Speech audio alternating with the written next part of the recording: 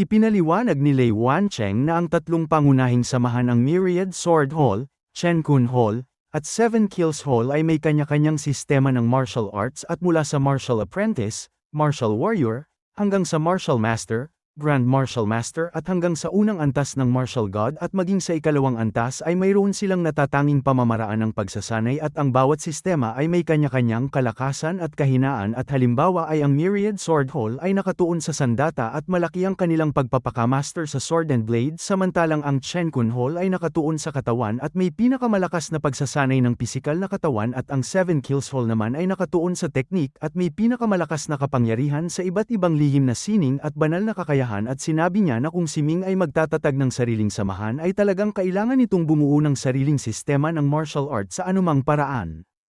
Tumango si Ming at sinabing mayroon din siyang ideya tungkol dito ngunit hindi niya akalain na ito ay ganito kahalaga at kung gayon nga ay tiyak na makakabuo siya ng kanyang sariling sistema ng martial arts. Tuwang-tuwang sinabi ni Lei Wancheng na malaki ang kanyang tiwala sa ating bida at kaya niyang tulungan ito sa lahat ng bagay kabilang ang pagpapasikat, pagpaplano ng mga hamon at pagpili ng lugar para sa itinatayong samahan at sinabi niyang pagkatiwalaan siya ng kanilang Omniscient Hall dahil bukod sa tatlong pangunahing samahan ay sila ang may pinakamalaking puwersa at matagal nang nag-ooperate sa Martial God Valley at walang ibang katulad na institusyon ang makakapantay sa kanila. Tumango si Ming at sinabi na kung ayaw niyang makipagtulungan ay hindi sana siya nakikipagkita sa pinuno ng mga ito kaya pagkatapos ay direkta na nilang pinag-usapan ang tungkol sa pera. Sinabi ni Lei Wancheng na kapag nagawa na ang mga bagay ay sisingil ang Omniscient Hall ng 10 bilyong longevity coins at syempre kung hindi ito magtagumpay ay wala silang sisingilin kahit isang barya. Ngumiti si Ming at sinabing mukhang makatwira naman ito at pumayag siya sa kasunduan. Agad na naglabas si Lei Wancheng ng kontrata at pareho nilang nilagdaan ito at bawat isa ay may hawak na kopya at pagkatapos ng paglagda ay sinabi ni Lei Wancheng na ang unang dapat gawin ay ang magpasikat upang malaman ng mga tao sa Martial God Valley ang pinagmulan at kakayahan ng ating bida. Nagtanong si Ming kung paano ito gagawin at nakangiting sinabi ni Lei Wancheng na hahamunin ito ang mga master sa Martial Saint List at direktang hahamunin ang 10 pinakamalakas dito at tila mayroon na itong ganap na plano. Nakangiting nagtanong si Ming kung ibig nitong sabihin ay direktang hahamunin ang pinakamalakas na si Han Shan at mabilis na ikinaway ni Lei Wancheng ang kanyang kamay at sinabing hindi dahil si Han Shan ang huling putahe at ang una nitong hahamunin ay ang nasa ika-21 pwesto sa Martial Saint List. Hindi maintindihan ni Ming kung bakit at nagtanong kung hindi ba mas madaling makabuo ng malaking balita kung direkta nitong hahamunin si Han Shan. Ipinaliwanag ni Lei Wancheng na bagaman magdudulot ng matinding pagkagulat ang paghamon kay Han Shan ay magiging masyadong biglaan ito at maaaring hindi agad ito matanggap ng mga tao ngunit kung papasok muna ito sa ika-21 pwesto ay mas aasahan ng mga tao ang mga susunod na mangyayari at pagkatapos ng matagumpay na hamon ay tiyak na susubukan ng tatlong pangunahing samahan na kunin ito at sa pagkakataong ito ay dapat itong tumanggi ng walang pag-aalinlangan. Nagkaroon ng interes si Ming at nagtanong kung ano ang susunod na mangyayari. Sinabi ni Lei Wancheng na ang susunod ay ang pinakamagandang bahagi, i-anunsyo nito ang pagtatatag ng kanyang sariling samahan at kapag nalaman ito ng tatlong pangunahing samahan ay tiyak na iisipin nilang ito ay kay-abangan at sa pagkakataong ito ay ilalabas nila ang kanyang pinagmulan upang malaman ng mga tao na mayroon itong suporta ng Heavenly Dao Sect nagtataglay ng martial arts throne at tagapagmana pa ng Immortal Temple. Sa puntong ito ay magkakaroon ng inaasahan ang bawat tao at nanaisin malaman kung gaano kalayo ang kanyang mararating at saka pa lamang nito hahamunin si Han Shan ngunit ito ay hindi direktang hamon at dahil si Han Shan ay pumasok sa listahan sa pamamagitan ng pagtalo sa ika-36 na pwesto sa Martial God List ay direktang hahamunin ni Ming ang ika-35 pwesto at papasok sa ika-15 pwesto ng Martial Saint List. Ngumiti si Ming at sinabing mukhang kawili-wili ang direktang paghamon sa isang martial god ngunit nagtanong kung sigurado ba ito na kaya niyang talunin ang nasabing pwesto. Sumagot si Lei Wancheng na kahit hindi ito magtagumpay ay maaari itong umatras at hahamunin ang ika-36 at kahit ganoon ay hindi maaapektuhan ang kanyang reputasyon at sa halip ay iisipin ng mga tao na siya ay matapang at kung talagang malakas si Ming ay maaari pa itong magpatuloy. Mahinahong sinabi ni Ming na hindi niya pakikialaman ang unang 10 ng Martial God List ngunit susubukan niya ang mga nasa ibaba nito dahil malaking halaga ang taunang sahod. Tumawa si Lei Wancheng at sinabing kung talagang magtagumpay ito ay baka malugi ang Marshall God Valley dahil sino ang makakabayad ng ganoong kataas na taunang sahod at ang mga ito ay mula sa buwis ng valley at nung itinatag ang listahan ay walang nag-akalang may makakapasok sa unang 10 kaya hindi nila inalala ang posibilidad na hindi ito mabayaran. Sinabi ni Ming na bagaman magkatabi ang ika-11 at ika-12 pwesto ay napakalayo ng pagkakaiba nila at ang ika-11 ay kailangang hahamunin ng ika-31 Martial God samantalang ang ika-10 ay kailangang hahamunin ang ika-10 Martial God na malamang ay isang master sa ikalawang antas.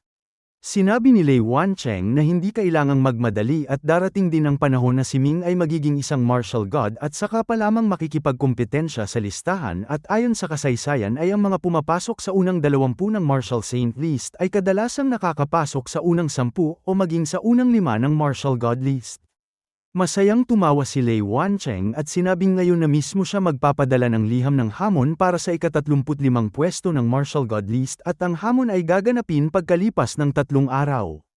Personal na umalis si Lei Wancheng upang ayusin ito at si Ming naman ay nagkaroon ng 3 araw na pahinga at dahil wala siyang ginagawa ay naglibot siya sa Martial God Valley kasama si Chen Xiaoer bilang guide upang mas lalo pang maunawaan ang lugar. Ang Martial God Valley ay hindi pinamamahalaan ng opisyal na pamahalaan at hindi ito kabilang sa 4 Divine Lands o sa 5 Elements Divine Dynasty kundi isang tunay na malayang rehiyon at ang mga alituntunin at batas nito ay sama-samang itinatag ng 3 pangunahing samahan at ng iba't ibang malalaki at maliliit na puwersa at ang kita mula sa buwis ay ginagamit lahat para sa pampublikong gawain at pinamamahalaan ng Management Department na binubuo ng 3 samahan at ang taunang sahod ng mga nasa 2 listahan ay binabayaran ng departamentong ito.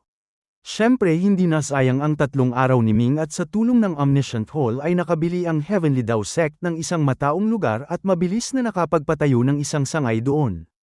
Samantala sa Sun Residence ng Martial God Valley galit na galit si Son Jongho at sa isang atake ay nabasag ang mesa at tinitigan niya si Lei Wancheng at galit na nagtanong kung ang isang maliit na Martial Saint ay naglakas loob na haminin siya at naghahanap ba ito ng kamatayan. Tumawa si Lei Wancheng at sinabing kahit naghahanap ito ng kamatayan ay kailangan pa rin itong tanggapin ang hamon at narito na ang liham ng hamon at huwag itong mag-alala sa abala dahil sa ganoong hamak na tao ay kaya itong patayin sa isang suntok lamang. Pinaningkitan ni Son Jongho ang kanyang mga mata at nagtanong kung ano ang pinagmulan ng taong ito at parang pamilyar ang pangalan at maaaring kilalang tao ito. Tumawa si Lei Wancheng at pinaalala nito ang nangyaring kasunduan noon sa pagitan ng 4 Divine Lands at 5 Elements Divine Dynasty kung saan nagpadala ang bawat panig ng kanilang pinakamahuhusay na disciple at gamulat sa buong mundo at noon ay ipinakita ni Ming ang kanyang martial arts throne at tinawag na unang henyo ng kabataan sa kasalukuyang panahon. Nagulat si Son Jongho at muntik nang mapatalon at hindi makapaniwalang sinabing siya pala ito at nawala ito ng matagal at ngayon ay biglang lumitaw at nagtanong kung ano na ang kanyang antas at gaano kalakas. Sumagot si Lei Wancheng na hindi niya alam ang eksaktong lakas nito ngunit ang antas nito ay nasa Greater Saint Realm at ang kakayahan ni Son Jongho na kayang labanan ng ika-6 na antas ng Dharma Heaven ay higit pa sa sapat para dito. Sinabi ni Son Jongho na hindi siya dapat maging kampante at ipinunto na si Chiming noon ay hindi naman mas mahina sa kanya ngunit natalo pa rin ni Han Shan. Ikinaway ni Lei Wancheng ang kanyang kamay at sinabing nag-aalala ito ng walang dahilan dahil ang tulad ni Han Shan ay hindi lumilitaw kahit sa 10,000 taon at si Han Shan noon ay nasa Sacred Saint Realm samantalang si Ming ay nasa Greater Saint Realm lamang kaya wala itong dapat ipag-alala. May masamang ngiti na sinabi ni Son Jongho na maaaring hindi ito masamang bagay para sa kanya dahil taglay ni Ming ang martial arts throne at kung matalo niya ito ay maaaring makuha niya ang bahagi ng kapangyarihan nito na malaking tulong sa kanyang susunod na pagsasanay. Tumango si Lei Wancheng at sinabing posible ito at kung magkapareho sila ng antas ay maaaring direktang kunin ni Son Jongho ang trono ngunit sa kasamaang palad ay isa na itong martial god. Mariing sinabi ni Son Jongho na hindi pa siya umaabot sa antas ng kayabangan at kung pareho silang martial saint ay tiyak na hindi niya matatalo si Ming.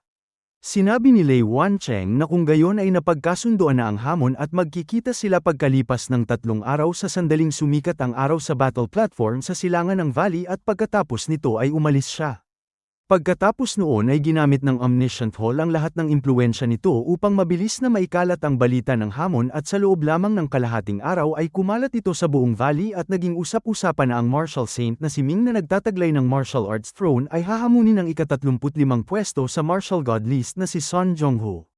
Kinabukasan saan man magpunta si Ming ay halos maririnig niya ang mga usapan tungkol sa kanya at sa mga bar, tea house, lansangan at plaza ay bigla na lamang siyang naging tanyag at sinasabi ng mga tao na may isang henyong mas pambihira pa kay Han Shan ang lumitaw at siya si Ming na may malaking pinagmulan may suporta ng Heavenly Dao Sect at disciple ng Immortal Temple at ang higit na nakatatakot ay noong kinatawan niya ang Immortal Temple laban sa Five Elements Divine Dynasty ay ipinakita niya ang kanyang martial arts throne at ayon sa alamat ay ang mga nagtataglay nito ay mga henyong lumilitaw lamang isang beses sa bawat ilang daang libong taon. Ang iba naman ay nagsasabi na kung siya ay mas malakas kay Han Shan ay malalaman lamang pagkatapos ng hamon at bagaman walang martial arts throne si Han Shan ay napakahusay ng kanyang talento at hindi rin karaniwan ang kanyang pinagmulan at ang kanyang ama ay si Han Jiuyin na pangatlo sa martial god list at ang kanyang ina ay may mas malaking pinagmulan mula sa isang panlabas na dakilang sekta na tinatawag na Star Cloud Sect. Mayroon namang nagsasabi na tiyak na mas malakas si Ming dahil kung hindi ay direktang hinamon na nito si Han Shan sa halip na lampasan nito at direkta na nitong hahamunin ang isang mas mataas na martial god. Anuman ang sabihin ng iba ang malinaw ay magkakaroon ng kapanapanabik na kaganapan at nagtataka ang mga tao kung susubukan ba siyang kunin ng tatlong pangunahing samahan kapag nalaman nila ang tungkol sa henyong ito at malamang ay oo at mag-aalok sila ng napakagandang mga kondisyon.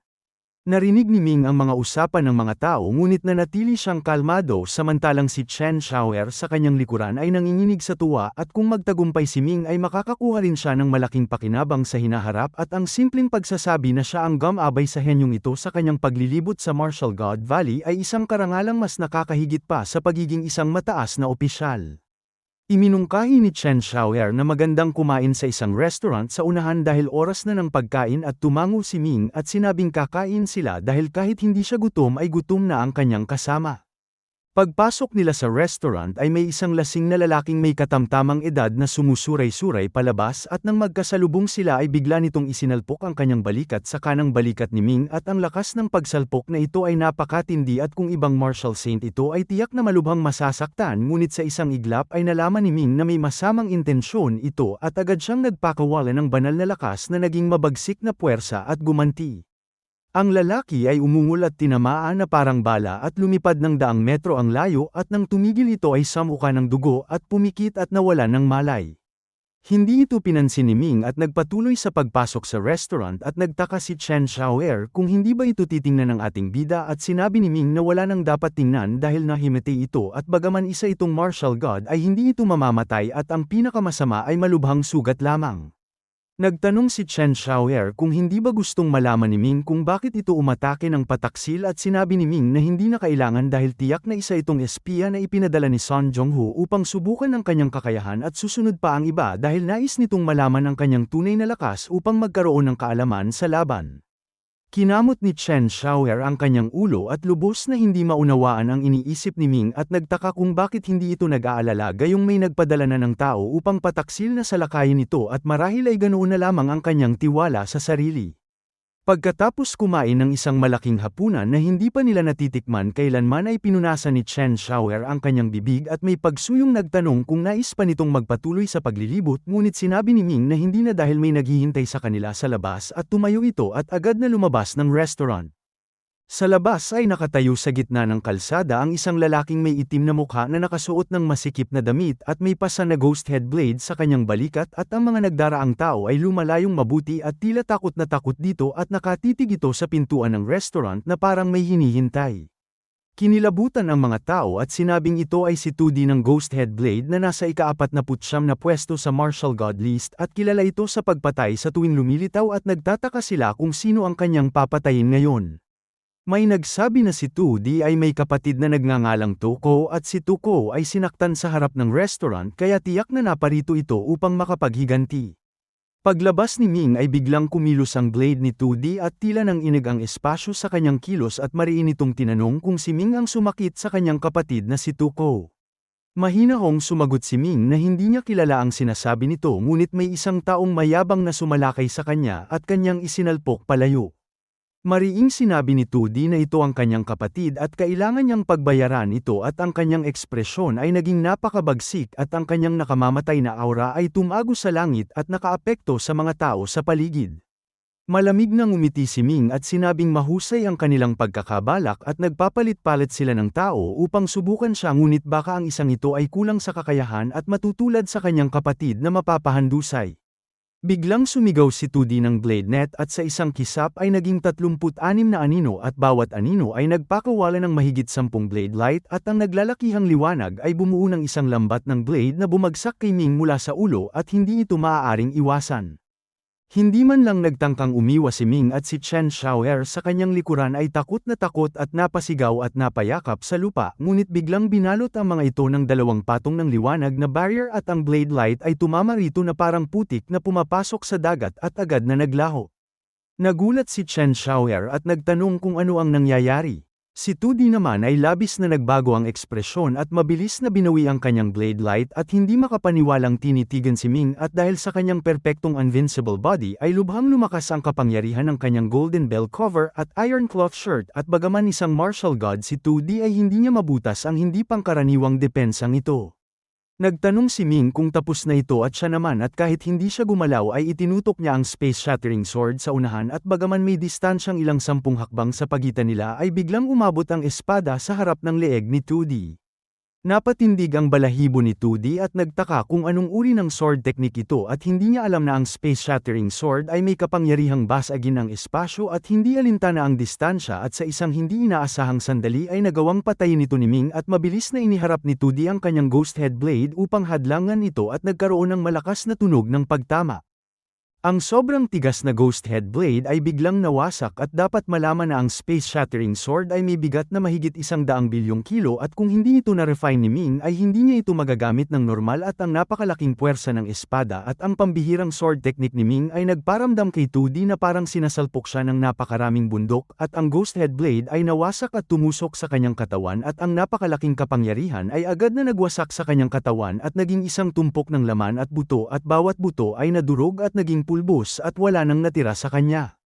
Isang atake lamang ang ginawa ni Ming at napatay niya agad si Tudi at hindi ito nangangahulugang si Tudi ay ganoon na lamang kahina kundi minamaliit nito si Ming at hindi nito agad na ipakita ang kanyang pinakamalakas na kakayahan.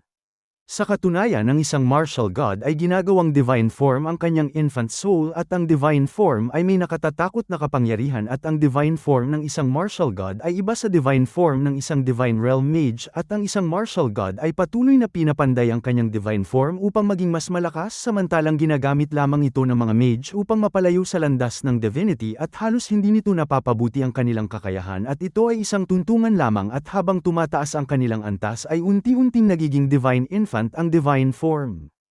Kung ihahambing mas nakatuon ang martial god sa pagpapalakas ng divine form at maraming paraan upang gawin ito at isa na rito ang pagpapanday ng isang artifact at kapag ito ay tapos ng gawin ay nagiging isa ito sa divine form at ang talento ng artifact ay siyang talento ng divine form at ang kapangyarihan ng artifact ay siyang kapangyarihan ng divine form at halimbawa ay ang Dragon Hammer ni Ming ay isang artifact ngunit sa kasamaang palad ay hindi niya ito ginawa kaya ito ay isang panlabas na bagay lamang para sa kanya at kung siya mismo ang gumawa nito ay hindi na ito magiging panlabas na bagay kundi bahagi na ng kanyang buhay. Bukod sa paggawa ng artifact ang divine form ay maaari ring kumalat bilang hangin at magtipon bilang anyo at maaari itong hatiin sa napakaraming kopya at bawat pag-iisip ay maaaring maging isang clone at kung mas malakas ang kanyang lakas ng buhay ay mas marami siyang magagawang clone at mas malakas ang kapangyarihan ng mga ito at ang malakas na divine form ay maaari ring agawin ang katawan ng iba at kontrolin ang kanilang pag-iisip. Ang higit pang nakatatakot ay ang kakayahan ng divine form na pagsamahin ang martial techniques at banal na kakayahan upang bumuo ng divine technique at ang kapangyarihan ng divine technique ay mas malakas kaysa sa mga bumubuo ng martial technique at banal na kakayahan at minsan ay ang mga ordinaryong martial technique at banal na kakayahan ay maaaring pagsamahin upang bumuo ng isang nakatatakot na divine technique. Bukod sa divine technique ang martial god ay maaari ring gumawa ng martial puppet at ang martial puppet ay maaaring magdala ng kanyang kagustuhan sa martial arts at kanyang martial god divine technique kaya ang ilang martial god ay maaaring hindi gaanong malakas ngunit mayroong daan-daang libong martial puppet at ang kanilang kakayahan sa pakikipaglaban ay nananatiling nakatatakot. Hindi makapaniwala si Chen Xiaoer at sinabing isa itong martial god at nabaligtad ang kanyang kaalaman at kung ang pagkatalo ng martial god sa kamay ng martial saint ay katanggap-tanggap pa sa kanya ay ang isang atake lamang na pagkamatay nito at ang direktang pagkawasak ng katawan ay masyadong nakagugulat. Mahinahong sinabi ni Ming na ang martial god ay hindi ganoon kataas at ang martial saint ay hindi ganoon kahina tulad ng iniisip ng kanyang kasama at pagkatapos ay sinabi niyang bumalik na sila. Nagtaka si Chen Xiaoer kung hindi na ito maglilibot pa at sinabi ni Ming na darating na ang gulo at paano pa sila makakapaglibot ng mapayapa at ayon sa kanyang hula ay sisimulan na ng kalaban ang susunod na hakbang ng kanyang plano at maaaring magpadala ito ng mas malakas na tao o personal na pupuntahan siya at hindi na nagpaliwanag pa ang ating bida at dumiretso na pabalik sa kanyang tirahan. Samantala sa Qi residence ng Martial God Valley nakikinig si Qi Ming sa ulat ng kanyang tagasunod at nang malaman niyang napatay ni Ming si Tudi sa isang atake lamang ay labis na sumama ang kanyang ekspresyon at naging mabigat ang kapaligiran at walang sinumang nang ahas na huminga ng malakas at pagkatapos ng mahabang sandali ay nagbuntong hininga si Qi Ming at sinabing palaging nauuna ang mga alon sa likuran at pinapalitan ng bagong henerasyon ang luma at tila siya ay tumatanda na. Isang binata ang lumapit at nakita niyang ito ang kanyang panganay na anak na si Qi Zhenfei na may espadang nakasabit sa bewang at nakasuot ng berdeng damit. Tiningnan ni Qi Ming si Qi Zhenfei at mahinahong sinabi nitong alam niya ang nais nitong sabihin at hindi mahina si Tudi at bagaman wala ito sa martial god list ay hindi niya ito kayang patayin sa isang atake lamang at ipinapakita nito na ang kakayahan ni Ming ay hindi mas mababa sa kanya. Nang marinig ni Qi Zhenfei ang mga salita ng kanyang ama ay sumama agad ang kanyang mukha. Hindi niya matanggap na ihambing ng kanyang ama ang sarili nito, isang martial god na may pwesto sa listahan sa isang hamak na martial saint. Ang pag-amin na halos magkapantay lamang sila ay isang kahihiyan sa kanyang pandinig. Bakit kailangang magsalita ng ganoon ang kanyang ama tungkol sa isang dayuhan, sa kanyang pagmamataas bilang anak ng isang martial god ang ganoong mga salita ay hindi tanda ng karunungan kundi ng kahinaan. Mariin niyang sinabi sa kanyang ama na papatayin niya si Ming upang patunayang mali ito, na ang isang martial saint ay hindi maaaring maging kapantay ng isang martial god ng pamilya Qi.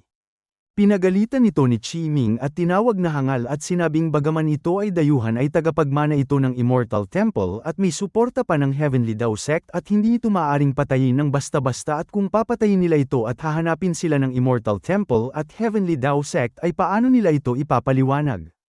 Hindi sumang-ayon si Qi Zhenfei at sinabing sino ang makakapagpatunay na sila ang pumatay at nag-uumapaw ang kanyang pagiging mamamatay tao. Mariing sinabi ni Qi Ming na kailangan ba ng ebidensya ng Heavenly Dao Sect at naglakas loob pa nga silang haminin ang Five Elements Emperor at matatakot pa ba sila sa isang maliit na martial god na tulad niya. Ipinunto ni Qi Zhenfei na ang kanyang ama ay miyembro ng Seven Kills Hall at ng Eternal Divine Mountain at hindi naman sila dapat matakot sa Heavenly Dao Sect. Pinatigil ni Qi Ming ang kanyang anak at matatag na sinabing hindi na nila kailangan pang makialam. Ipinaalam niya rito ang nangyari kay Tudi, isang atake lamang ang kinailangan upang ito'y mapatay, at mariin niyang idiniin na hindi nila kalaban ang taong yun. Wala silang dahilan para makipaglaban at mas makabubuting manatili na lamang silang tahimik at malayo sa anumang gawain nito. Ngunit sa halip na makinig ay sumama ang mukha ni Qi Zhenfei. Ang pag-iingat ng kanyang ama ay hindi niya nakita bilang karunungan kundi isang malaking kahinaan. Isang mantsa sa pangalan ng pamilya Qi. Isang martial saint lamang ang taong yun subalit ang kanyang ama na isang tunay na martial god na may pwesto sa listahan ay tila isang duwag na umiiwas. Hindi niya ito matanggap at doon nagsimulang mabuo sa kanyang isipan ang isang mapanganib na plano. Yumuko si Qi Zhenfei ngunit nanatili ang kanyang pagtutol at may malamig na ngiti siyang humawak ng mahigpit sa kanyang espada. Sa hating gabi habang si Ming ay nakaupo ng nakapikit at nag-meditate bigla siyang nakarinig ng mga yapak sa labas ng bakuran at binuksan niya ang kanyang mga mata at malamig na nagtanong kung sino ang dumating. Tila nagulat ang tao at mabilis na tumakas at mariing suminghal si Ming at tumayo at naging isang hibla ng usok at mabilis na hinabol ito at sa kanilang paghabulan ay malinaw na mas mabilis si Ming at sa ilang paghinga lamang ay naabutan na niya ito. Sa oras na ito ay nakatakas na sila sa sakop ng Martial God Valley at lumitaw sa disyertong magkabilang panig ng bangin at puro mga disyertong bundok ang paligid at walang katao-tao at nang malapit ng mahuli ni Ming ang tao ay biglang nagbago ang kanyang ekspresyon at mabilis na umatras at tumigil sa kanyang kinatatayuan. Biglang nagliwanag ang lupa at bumuka ito ng malakas at lumitaw ang isang nakatatakot na killing formation.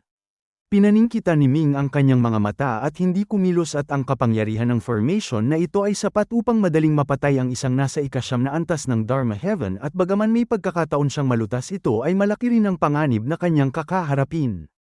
Isang mapanuksong tinig ang nagsabi na ngayon ay titingnan nito kung sino pa ang kanyang hahamunin. Tiningnan ni Ming ang nagsalita at nakita niyang ito ay may espadang nakasabit sa bewang at may mapagmataas na ekspresyon at marami na siyang nakitang ganitong uri ng tao at noong una ay puno siya ng pagkasuklam ngunit ngayon ay wala na siyang pakialam sa kanila. Mahinahon niyang sinabi na patayin na ito at isang gintong liwanag ang lumipad palabas, ang adamantine rat na ang kumilos.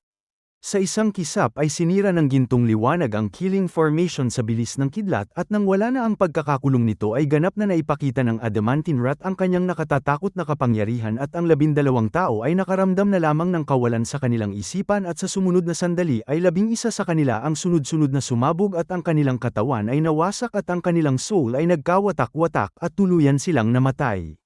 Bumalik ang adamantine rat sa balikat ni Ming sa isang iglap at sinabing hindi mahina ang mga taong ito at may 3 martial god sa kanila.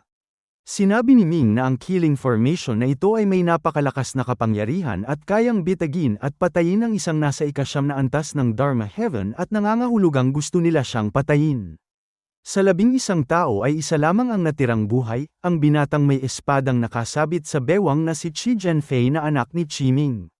Lumalabas na nang marinig niya noong araw na sisuko ang kanyang ama kay Ming ay labis siyang hindi sumang-ayon at lihim siyang nagtipo ng isang grupo ng mga master at nagplano upang patayin si Ming ng isang iglap ngunit hindi niya inakalang may kasamang isang master sa Longevity Realm si Ming.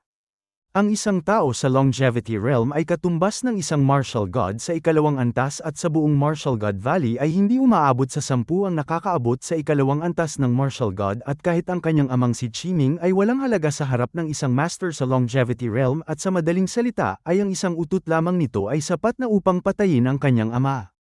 Natakot ng husto si Qi Jianfei at lumuhod at nagmakaawa kay Ming na patawarin siya at tila doon lamang ito napansin ng ating bida at nagtanong kung siya ay mula sa pamilya Qi at sa puntong ito ay hindi na nang ahas magsinungaling si Qi Jianfei at umaming oo at sinabi niyang siya si Qi Jianfei na anak ni Qi Ming at nabulag siya ng kanyang kasakiman at nakinig sa maling payo ng iba upang patayin siya. Galit na sinabi ng adamantine rat na hindi ito mapapatawad dahil nagtangkang pataksil na patayin ang kanyang master at biglang sumabog ang ulo ni Qi Jianfei at namatay ito. Hindi pa rin nakontento ang adamantine rat at sinabing pupuntahan niya ang pamilya Qi upang turuan ng leksyon si Qi Ming. Nag-isip si Ming at sinabing ang pamilya Qi ay kabilang sa 7 Kills Hall at may suporta ng Eternal Divine Mountain at kung pupunta ito roon ay baka makatawag ito ng malalakas na kalaban at sinabi niyang maghintay sandali upang ipatawag niya ang 9-star warship at ilagay ito sa labas bilang suporta kung sakaling may mangyaring hindi inaasahan.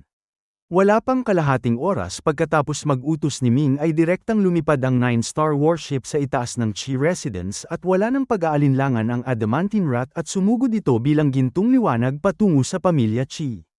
Bilang isang taong nasa martial god list ay may malaking impluwensya si Qi Ming kaya marami siyang pinapanatilihing master sa kanyang tahanan at may mahigit 10 martial god at mas marami pang martial saint at martial supremes. Sa paglitaw ng 9-star warship ay nakaramdam agad si Qi Ming ng masamang pangitain at tinipon niya ang lahat ngunit nalaman niyang wala ang kanyang anak na si Qi Jianfei at sa sandaling ito ay alam niyang may malaking nangyaring problema at agad siyang nagpadala ng mensahe sa 7 Kills Hall at Eternal Divine Mountain upang humingi ng tulong. Umalingaw-ngaw ang tinig ng adamantine rat sa buong Martial God Valley at tinawag na matandang aso si Qi Ming na nagtangkang pataksil na patayin ang kanyang master at ngayon ay bibigyan niya ito ng leksyon at narinig ito ng lahat ng 3 pangunahing samahan.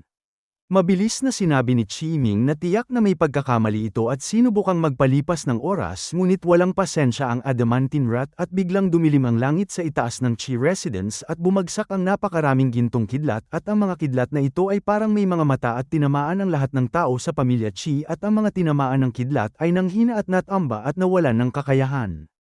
Ang ilang martial god ay hindi rin nakalaban at tinamaan ng kidlat at nang itim at malubhang nasugatan at lubhang nabawasan ang kakayahan. Nang makita ito ni Qi Ming ay nagpula ang kanyang mga mata at mariing sumigaw na tumigil ito. Sumunod na winasak ng isang nakatatakot na puwersa ang lahat ng nakatagong maliit na espasyo at ang mga imbakan ni Chiming ay kusang sumabog at ang kanilang mga kayamanan ay kinuha lahat ng adamantine rat at ang mga ito ay kanilang naipon sa buong buhay nila at lalo na si Chiming bilang isang taong nasa martial god list ay may napakalaking kayamanan na ngayon ay ninakaw lahat. Malungkot na sumigaw si Chiming at halos mawala ng pag-asa. Biglang may dalawang gintong liwanag na lumipad mula sa silangan at agad na nakarating sa itaas ng Chi Residence, dalawang master sa Longevity Realm at dahil kakaunti ang mga nasa ikalawang antas ng Martial God ay maraming nasa Longevity Realm sa tatlong pangunahing samahan at karaniwan silang hindi lumilitaw at kumikilos lamang sa oras ng krisis tulad ng kasalukuyang sitwasyon. Ngunit biglang nagpakawala ang 9-star warship ng dalawang dilaw na liwanag at dalawang annihilation cannon ang nag-target sa dalawang master na ito at sa sandaling ito ay napatindig ang kanilang mga balahibo at alam nilang kahit hindi sila mapatay ng kanya na ito ay malubha silang masusugatan at agad silang hindi ng ahas kumilos at nanigas ang kanilang buong katawan. Isang master sa Longevity Realm ng 7 Kills Hall ang sumigaw na tiyak na may pagkakamali ito at tinawag ang mga kaibigan ng Heavenly Dao Sect. Sa 9-star warship ay tahimik na nakaupo si Ming sa bulwagan at hindi nagsalita at tiningnan siya ni Meiro at malamig na sinabi na tinangkang patayin ni Chiming ang isang tao ng kanilang sekta at hindi ito basta-basta mapapalampas at mas mabuting huwag nang makialam ang 7 Kills Hall dahil kung hindi ay magiging kaaway sila ng Heavenly Dao Sect. Napakalakas ng pagkakasabi nito at agad na nanghina ang dalawang master sa Longevity Realm at ang impluensya ng Heavenly Dao Sect ay napakalaki at halos lahat ng mamamayan ng Tianyuan ay naniniwala dito at kamakailan lamang ay pinilit nitong umatras ang Five Elements Emperor at ang ganitong kapangyarihan ay hindi kayang pantayan kahit ng 4 Divine Lands. Huminga ng malalim ang isang master sa Longevity Realm at sinabing sasabihin niya ang totoo at umaasa lamang silang hindi madadami ang mga inosente.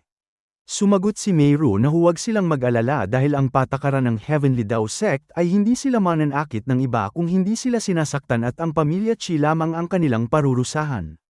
Dumating din ang dalawang gintong liwanag mula sa Eternal Divine Mountain ngunit bago pa sila makababa ay na-target na rin sila ng Annihilation Cannon at nang inig ang kanilang buong katawan at tumigil sila sa malayo. Hindi nagtagal ay hinalughog ng adamantine rat ang buong Chi Residence at kinuha ang lahat ng maaaring kunin at ang mga nasa antas ng Martial Saint pataas ay halos lahat pinawalan ng kakayahan o lubhang nasugatan at maliban sa mga babae at bata ay si Chiming lamang ang hindi nakuhaan dahil hahamunin pa siya ni Ming at kung papatayin siya ngayon ay wala nang saysay ang hamon.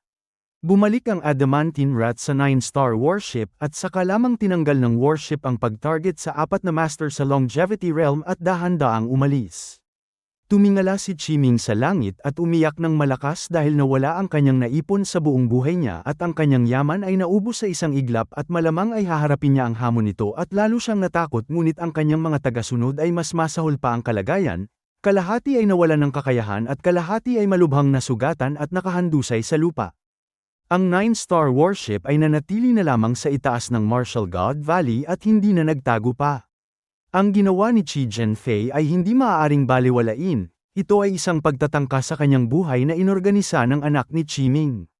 Bagamat si Son Jongho ang orihinal niyang target, ang direktang pag-atake ng pamilya Chi ay nagbago ng lahat. Sa halip na si Son Jongho, si Chiming na ngayon ang kanyang hahamunin. Bagamat tinalo ni Han Shan si Chiming noon sa ika-36 na pwesto, hindi na natiling mababa si Chiming. Sa paglipas ng mga taon ay patuloy siyang umangat sa Martial God list at sa kasalukuyan ay nasa ika-31 pwesto na siya. Dahil dito ang sinumang makatalo sa kanya ay papasok sa ika-11 pwesto ng Martial Saint list na mas mataas pa kaysa sa orihinal na target na si Son Jongho. Kung ang ama ay hindi makapagturo ng disiplina sa kanyang anak, ang ama mismo ang mananagot. Ipinag-utos ni Ming kay Lei Wancheng na ipalabas ang bagong hamon. Sa ika-3 araw si Chiming ang kanyang makakalaban sa battle platform. Hindi na naglibot si Ming sa valley at sa mga sumunod na araw ay nilinis niya ang kanyang puso at isipan at naghanda para sa darating na matinding laban. Mabilis na lumipas ang oras at dumating na ang oras ng hamon at si Chiming ang mga tao ng 3 pangunahing samahan at ang hindi mabilang na mga manunood na mandirigma ng Martial God Valley ay nagtipon-tipon sa paligid ng battle platform sa silangan ng valley at ang platform ay napakaganda ng pagkakatayo at may sapat na espasyo para sa maraming manunood. Isang oras nang naghihintay si Chiming sa battle platform at nakatayo siya roon na parang estatwa at hindi gumagalaw.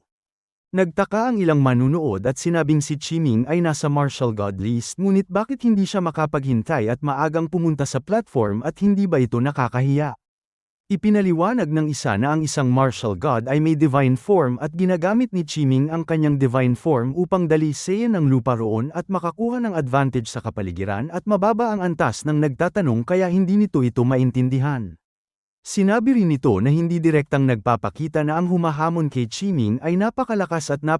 na kinailangan ni Chiming na gamitin ang lahat ng kanyang kakayahan at marami ang nakakita noong araw na ito na ang mga master ng Seven Kills Hall at Eternal Divine Mountain ay natalo sa kamay ng Heavenly Dao Sect at hindi nila naprotektahan ang yaman ng pamilya Chi at ang buong pamilya ay nagdusa at lahat ng kanilang naipon ay ninakaw at si Chiming lamang ang hindi nasaktan.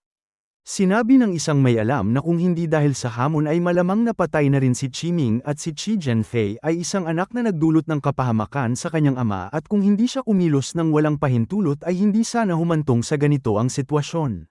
Biglang may nagsabi na ang tatlong pinuno ay dumating na lahat at agad na nagbulang-bulungan ang mga tao at ang mga pinuno ng tatlong pangunahing samahan ay pawang nasa unang 10 ng martial god list at ang kanilang pagsama-sama ay nangangahulugang ito ay isang malaking bagay at ipinapakita nitong ang humahamon mula sa Heavenly Dao Sect ay may hindi pangkaraniwang pinagmulan. Nang malapit na ang oras ng hamon ay may isang tao mula sa karamihan ang tumalon patungo sa battle platform at humarap kay Chiming. Sumigaw ang isa na dumating na siya at hindi mabilang na mga tingin ang sabay-sabay na bumaling sa taong yun. Ang tumalon sa platform ay syempre si Ming at sinipat niya ang paligid at nakita niyang maraming malalaking tao ang naroroon at lahat sila ay mga kilalang tao sa Martial God Valley at isa sa kanila ay pamilyar sa kanyang paningin. Bigla niyang naalala na sa Legend Hall ng East Chi Academy ay nakita niya ang estatwa ni Dishong at ang taong ito ay si Dishong ang hari ng Kang Nation at bagaman wala na ang 5 dakilang dinastiya ay nananatili pa rin siyang hari ng isang bansa at kahit ang 5 Elements Emperor ay hindi siya minamaliit. Si Dishong ay nakaupo sa malayo at nakasuot ng lilang damit at may gintong korona at ang kanyang mukha ay malabo ngunit ang kanyang mga mata ay tila nakatitig kay Ming at nagparamdam dito ng pagkailang. Sa katunayan si Dishong ay isa ring kaaway ng katauhan ni Long Xiaobai at noon ay pinatay nito si Long Xiaoyun at ang kanyang kasalukuyang pagkakakilanlan ay ang tunay na katauhan ni Xianglong at darating ang araw na kailangan niyang harapin si Dishong upang makamit ang katarungan para kay Long Waner at maipaghiganti si Long Xiaoyun. Sa pag-akyat ni Ming sa platform ay binuksan ni Chiming ang kanyang mga mata at tinitigan niya si Ming na puno ng galit at lahat ay nakaramdam ng kanyang pagnanais na lumaban at ng kanyang matinding puot. Mahinahon siyang tiningnan ni Ming at sinabing kung hindi dahil sa hamon ay patay na ito at hindi ba dapat itong magpasalamat. Buong puot at diin na sinabi ni Chiming na napakalupit ni Ming at pinatay nito ang kanyang anak, ninakaw ang kanyang ari-arian at sinaktan ang kanyang pamilya at kung hindi siya makapaghihiganti ay hindi siya karapat-dapat na maging tao. Malamig na tumawa si Ming at sinabing naghihiganti ito gayong ang anak nito ang gustong pumatay sa kanya at 2 beses itong nagpadala ng tao upang salakayin siya at ang kasawian ay walang pintuan at ang tao mismo ang nag-aanyaya nito at sa madaling salita ay nararapat lamang ito sa kanya at kung hindi ito sumasang-ayon ay ipakita nito ang tunay na kakayahan sa laban.